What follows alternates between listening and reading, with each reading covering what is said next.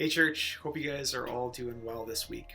Just wanted to share a little bit of what I've been reading about in the Word lately and spending some time in prayer about. And I've been spending a little bit of time in the book of Philippians, Paul's letter to the Philippian church. And he says some pretty startling things. And I think they really connect with where we're at, as I've been talking to many of you, just in terms of this weird season. And I just wanted to read a couple of statements that Paul makes and then just share a little bit of thought about how that shapes our perspective. So this one comes, first of all, from chapter 1, verse 12.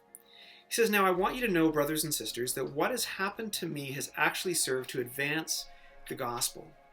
And what he's talking about is some of the sufferings that he's experienced and the current imprisonment that he's under when he writes these words.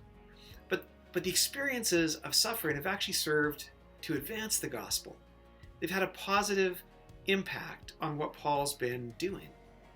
And then later, down in the latter part of chapter 1, verse 29, he says, "For it has been granted to you on behalf of Christ, not only to believe in him, but also to suffer for him."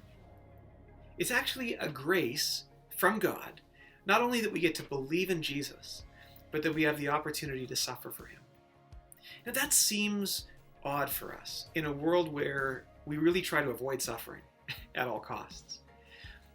But yet there's something incredible that can happen in the midst of suffering. And that's something we're actually going to be talking about on Sunday. We're going to be talking a little bit about how God leads us through periods of time when he hinders us from other things that we're used to. But also just want to encourage you today.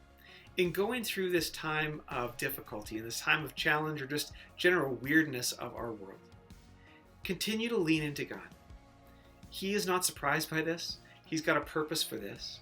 And he's actually granted the opportunity in the midst of this for you to know Jesus better. So church, continue to press into him, find grace and hope in him. Know that I'm praying for you and cheering you on. And if you would like to chat anytime, please reach out and do that. I look forward to talking with you, and we'll see you on Sunday.